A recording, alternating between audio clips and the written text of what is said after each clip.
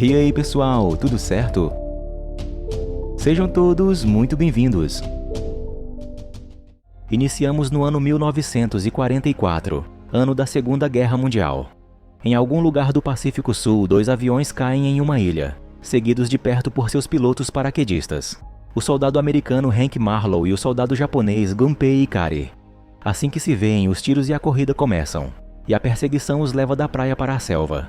Hank se vê obrigado a parar quando chega à beira de um penhasco, uma oportunidade que Gunpei aproveita para atacá-lo com sua espada. Hank para a espada com as próprias mãos e empurra Gunpei para longe desarmado. Mas Gunpei pega uma faca e pula em cima de Hank, deixando sua faca a poucos centímetros da garganta de Hank. De repente, uma mão peluda gigante aparece sobre a borda do penhasco, seguida por uma enorme cabeça de gorila que rosna para os soldados. Cortamos então para Washington, 30 anos depois, onde vemos um táxi estacionando em frente à Casa Branca. 2 homens saem dele, Bill Randa, chefe da organização governamental dos Estados Unidos chamada Monarca, e o Dr. Houston Brooks, um geólogo. Eles estão lá para ver o senador Willis. O senador os recebe em seu escritório, mesmo que esteja bastante cético sobre isso, e os homens começam rapidamente sua explicação. Eles descobriram uma ilha inexplorada no Pacífico Sul, da qual as lendas a chamam de Ilha da Caveira, o lugar onde a criação não foi terminada, e conhecida por navios e aviões desaparecerem lá. Bill acha que os testes nucleares de 1954 não foram testes. Eles estavam tentando destruir algo lá e que há um ecossistema inimaginável a ser descoberto. O senador ainda acha que é um conto de fadas, então ele deixa seu escritório, mas Bill e Brooks não desistem e o seguem com mais razões para fazer isso. Há uma missão indo para perto em breve, então eles poderiam pegar carona nisso e há muitas coisas que possivelmente podem encontrar na ilha. Brooks não tem certeza do que isso poderia ser, mas seja lá o que for, eles não podem deixar os russos encontrarem primeiro. Isso consegue convencer o senador, que diz a eles que este será o último favor que ele faz para eles. Bill adiciona que eles precisarão de uma escolta militar. Em seguida, somos mostrados uma base aérea americana no Vietnã, onde todos os soldados estão se preparando para ir para casa agora que a guerra acabou. Aqui conhecemos os oficiais Glenn Mills, Earl Cole, Reg Slivko, Rallis e seu tenente-coronel Preston. Depois de beber um pouco, Preston volta para o escritório, onde é observado pelo Major Jack Chapman. Contudo, Preston sente que todas as suas conquistas foram em vão. Mais tarde, quando a noite cai, Preston recebe uma ligação pedindo que ele se junte à missão de Bill. Ele aceita muito grato. Enquanto isso, em Saigon, Brooks e Bill estão indo a um bar para contratar um ex-capitão de serviço aéreo especial como seu rastreador. Dentro do bar, eles encontram esse homem, James Conrad, jogando bilhar e ganhando dinheiro com isso. Seus oponentes ficam irritados por perder e tentam machucá-lo, mas ele rapidamente os derruba usando o taco de sinuca. Um momento depois, os 3 estão compartilhando uma mesa e tentando chegar a um acordo. James acha que esta expedição é extremamente perigosa, então ele pede 5 vezes o dinheiro que eles estão oferecendo mais um bônus se eles conseguirem voltar. Eles aceitam.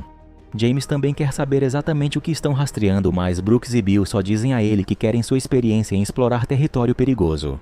Em seguida, cortamos para Mason Weaver, uma fotojornalista, trabalhando em seu laboratório escuro. Ela recebe uma ligação informando que foi aceita na expedição de Bill, o que a deixa muito animada. Quando perguntada por que está tão interessada nisso, ela explica que acha que pode encontrar algo diferente nessa missão, algo que estão tentando esconder. Dias depois, em Bangkok, todos os convocados se reúnem para embarcar no navio. Os soldados não estão muito felizes com essa nova missão, já que estavam ansiosos para voltar para casa quando a guerra terminou. Weaver se apresenta a Steve Woodward, um funcionário da NASA, depois Preston, que não é fã de seu jornalismo anti-guerra. O navio finalmente zarpa quando todos estão a bordo e todos os exploradores se reúnem para ouvir uma palestra de outro oficial da NASA, Victor Nieves. Ele explica que a ilha é cercada por um sistema de tempestades perpétuas, o que permite que ela permaneça oculta do mundo exterior. Mas eles deveriam ser capazes de passar com os helicópteros militares de Preston. Ele também apresenta Brooks e Bill, além de um terceiro cientista em sua equipe, Sam Lin. Brooks assume a explicação então, dizendo que usarão explosivos para criar vibrações que os ajudarão a mapear a ilha. Então é a vez de Chapman. Ele explica que a interferência da tempestade bloqueará todo o contato por rádio. Eles estarão por conta própria, e que 3 dias depois se encontrarão no extremo norte da ilha. Essa é a única janela segura de partida por um período desconhecido, então ninguém deve perdê-la. Uma vez que todos são dispensados, James e Weaver investigam o barco e se encontram. Ambos estão desconfiados das razões dadas para esta expedição, e questionam os motivos um do outro para estar ali também. Não demora muito para chegarem à localização da ilha e a tempestade parece muito pior pessoalmente. Bill quer atravessá-la, Nieves não. Eles deixam a decisão para Preston, que decide que estão indo. Todos os soldados mais as equipes civis embarcam em uma frota de helicópteros e decolam, voando suavemente a princípio. Assim que entram na tempestade, as coisas se complicam. Eles precisam desviar constantemente dos raios e os helicópteros são continuamente sacudidos. Mas Preston é experiente e consegue manter a calma, guiando sua frota com um discurso sobre Ícaro até que cheguem em segurança. A ilha é absolutamente deslumbrante, mas não há muito tempo para aproveitá-la, já que o plano está começando. Depois de deixar todos os civis, exceto Weaver, Bill e James, em terra, os helicópteros se espalham para encontrar o local designado para soltar as bombas. Quando os radares rapidamente detectam as vibrações das explosões, a teoria de Brooks é confirmada. O leito rochoso é praticamente oco. Tudo está indo bem até que de repente um dos helicópteros é atingido e derrubado por uma árvore voadora, e outro é agarrado por uma mão gigante. O helicóptero é virado e o soldado consegue ver o grande rosto de um macaco antes de ser engolido por ele. Todos os alarmes começam a disparar quando todos levantam os olhos para ver a figura imponente em pé contra o horizonte. Kong, o gorila gigante. A princípio, ele fica em seu lugar, rugindo para eles, mas assim que os soldados começam a atirar nele, ele não hesita em se defender. As balas não o machucam de verdade, então é fácil para Kong se movimentar entre os helicópteros para derrubá-los, e até mesmo esmaga alguns soldados que conseguem chegar ao chão em segurança. Um por um, Kong destrói todos os helicópteros e só sai quando não há mais nenhum no ar. Preston não consegue esconder seu ódio por Kong e o olha fixamente enquanto ele destrói o último helicóptero, que responde com o mesmo olhar de fúria para Preston. Por causa do ataque, todos os membros da expedição se dispersam. Em um ponto temos Weaver, Nieves, Slivko, Brooks, Sam, Lynn e James, que os guiarão para o norte para ficar o mais perto possível do ponto de encontro. Em outro ponto, Chapman está sozinho, mas ele consegue enviar sua posição para Preston antes que a comunicação morra. Preston está em outro ponto junto com Hayles e quando começam a se mover, rapidamente encontram Cole, Mills, Woodward e mais alguns soldados. Descobre-se que Bill também está por perto, então Preston vai falar com ele em particular. Ele aponta sua arma para ele e pede a verdadeira razão por trás desta expedição. Então Bill explica: monstros existem, e ninguém nunca acreditou nele. As bombas não foram lançadas por geologia, foram lançadas para sacudir algo. Muitos anos atrás, Bill estava em um navio que foi atacado por um monstro. Ele sobreviveu, mas o governo disse à sua família que o navio afundou em batalha, e o público nunca ouviu falar sobre isso. Bill nunca parou de acreditar e agora quer destruir essas bestas antes que destruam a humanidade. Ele pede a Preston que os leve para casa com provas para que possam enviar a cavalaria. Preston responde que ele é a cavalaria. De volta ao grupo de James, Slivko tenta entrar em contato com os outros sem sucesso. Quando eles passam por um lago, encontram um animal enorme semelhante a um búfalo que Slivko aponta sua arma, mas James o faz abaixar já que o animal não está os atacando. Depois de encará-los por um momento, a criatura se vira e vai embora. Enquanto isso, Preston e seus soldados estão procurando por Chapman e as armas especiais. Enquanto eles atravessam a selva, um de seus soldados é subitamente morto por um grande galho em sua garganta. Quando olham para cima, percebem que o galho é a perna de uma aranha gigante. A equipe imediatamente começa a atirar nela, o que não impede a aranha de pegar Mills. Com um amigo no caminho, eles não podem mais atirar, então começam a cortar as pernas enquanto Mills pega uma faca e começa a cortar os membros que o seguram. Leva algum esforço, mas ele consegue, e assim que é largado no chão, a equipe abre fogo novamente, derrotando a aranha. Enquanto isso, a equipe de James encontra algumas ruínas abandonadas. Assim que dão alguns passos para dentro, são cercados por nativos apontando suas armas para eles. Eles apontam suas armas de volta, mas qualquer potencial luta é evitada a tempo por um homem aparecendo entre os nativos. É Hank, o piloto que pousou aqui durante a Segunda Guerra Mundial. Quando ele diz que está tudo bem, os nativos recuam e Hank guia a equipe para as ruínas. Voltando para Chapman, ele está reabastecendo sua garrafa quando vê Kong chegar. Chapman se esconde atrás de uma pedra e observa o macaco gigante beber água. De repente, Kong ataca a água do rio para pegar um polvo gigante. A criatura tenta apertar Kong com seus tentáculos, mas Kong procede a arrancar os membros e comê-los. Ele sai arrastando o resto do polvo atrás de si. Na aldeia, Hank explica à equipe que eles estarão seguros enquanto ficarem com os nativos. Há um enorme muro os cercando, mas não é para Kong. É para os outros monstros. Hank os leva a um antigo naufrágio e dentro dele mostra-lhes algumas pinturas antigas nas rochas. Elas retratam as crenças dos nativos. Por milhares de anos, eles viveram com medo dos monstros até que de repente algumas dessas criaturas começaram a protegê-los. Kong é considerado o rei por aqui e Deus para essas pessoas, e ele não atacará a menos que provocado. Não foi Kong que matou Gunpei, foi outro monstro. Os Skullcrawlers, grandes lagartos bizarros que vivem debaixo da terra e que foram despertados pelas bombas. Kong geralmente consegue lidar com eles muito bem, mas o maior é perigoso. É aquele que matou a família de Kong. James muda de assunto e conta a Hank sobre a equipe que virá resgatá-los em 3 dias. Mas Hank diz que seria impossível chegar ao extremo norte da ilha em tão pouco tempo. Pelo menos não a pé. Enquanto isso, a equipe de Preston está atravessando um pântano quando vê um grupo de criaturas aladas. Eles não os atacam, mas Preston atira em um de qualquer jeito, assustando todos os outros. Os soldados estão ficando nervosos, incertos se chegarão a tempo. Mas Cole pede que confiem em Preston. De volta ao grupo de James, Hank conta a eles que ele e Gunpei começaram a construir um barco antes de Gunpei morrer. Agora a equipe o ajudará a terminá-lo para que possam alcançar a equipe de resgate a tempo.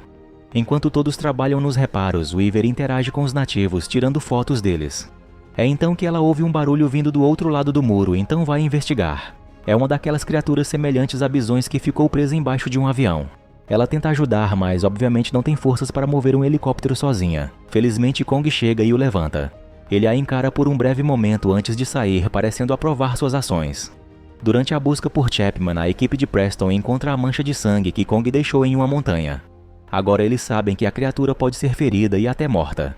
Enquanto a equipe de James continua a trabalhar no barco, Chapman ainda tenta se comunicar pelo rádio, mas não funciona. Ele senta em um grande tronco para descansar, mas o tronco se move e revela que não é uma árvore caída.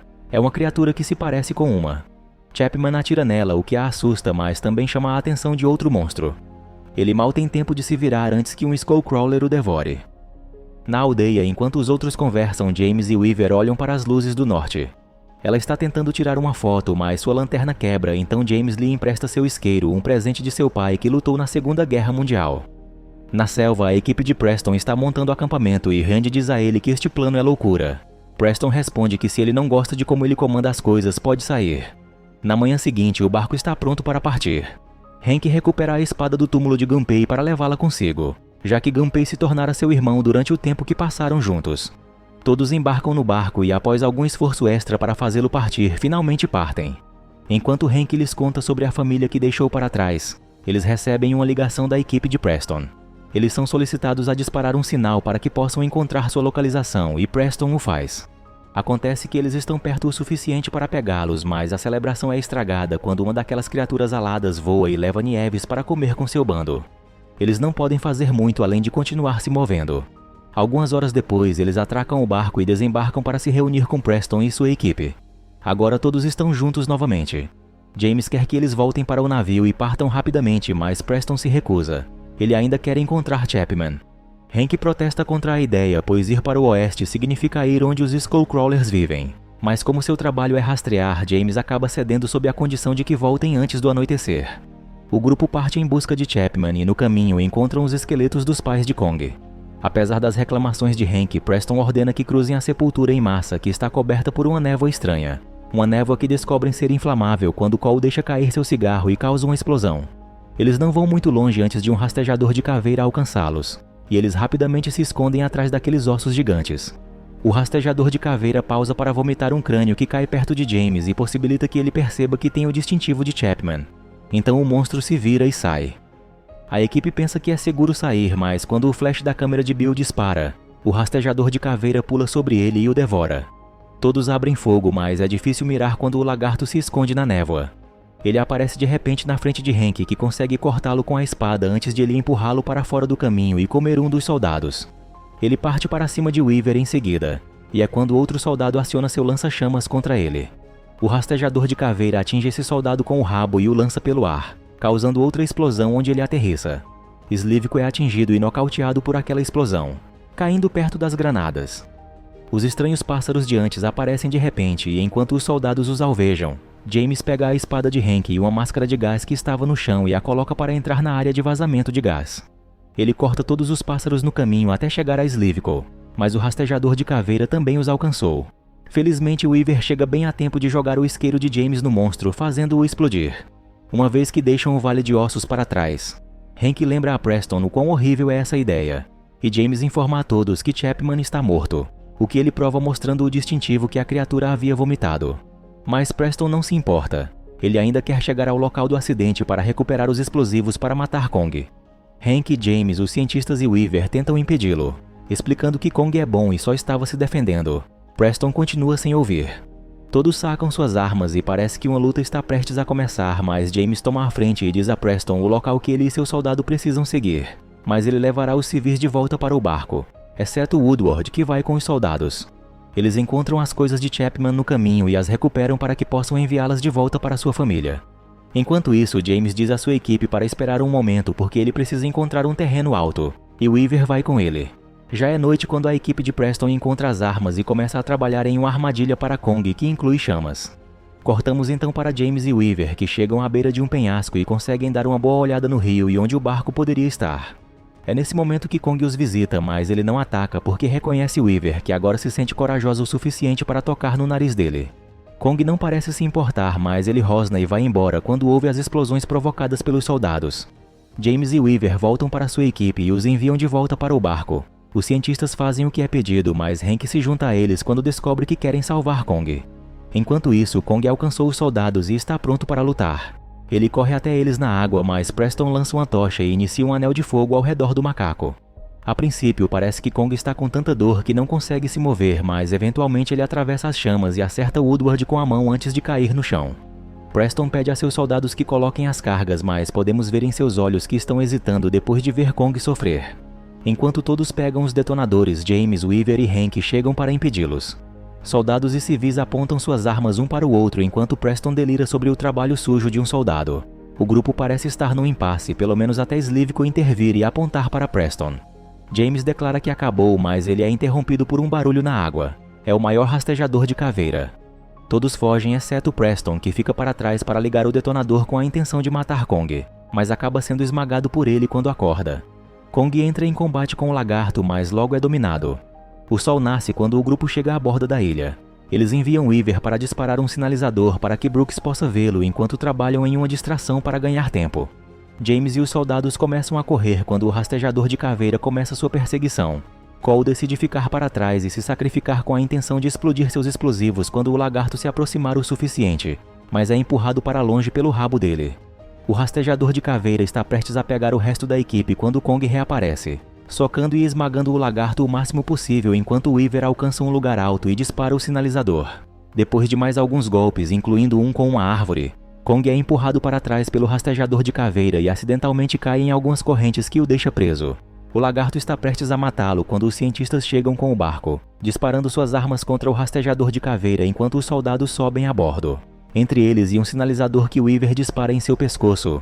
Eles conseguem distrair o monstro tempo suficiente para Kong se libertar das correntes e usar uma delas para atacar seu oponente, atingindo o rastejador de caveira com ela antes de agarrá-lo e jogá-lo contra a montanha, o que faz Weaver cair na água. Kong a vê e se apressa para nocautear o lagarto com alguns golpes antes de estender a mão para resgatar Weaver. Ele a retira da água assim que o rastejador de caveira faz uma volta, pulando em Kong e agarrando seu pulso com a língua. Kong aproveita a chance para agarrar a língua e matar o rastejador de caveira rasgando suas entranhas para fora. Quando ele abre a mão, Weaver está bem, então ele a coloca gentilmente no chão onde James vai verificar como ela está. Juntos, eles assistem Kong dar uma última olhada antes de partir. Momentos depois, todos estão no barco, navegando para o ponto de encontro. Eles estão preocupados que o lugar mude quando a notícia sair, mas eles prometem que não dirão nada. Enquanto uma frota de helicópteros chega para resgatá-los, vemos Kong pela última vez rugindo para a câmera. Alguns dias depois, vemos Hank se reunindo com sua esposa e filho. E em outro lugar, James e Weaver, que pensam que foram capturados pelo exército, mas são apenas Brooks e Sunlin, que explicam que encontraram imagens de uma caverna que mostra outros monstros reis assim como Kong. Os desenhos representam Godzilla, Mothra, Rodan e King Ghidorah. A imagem final mostra Godzilla e King Ghidorah em batalha.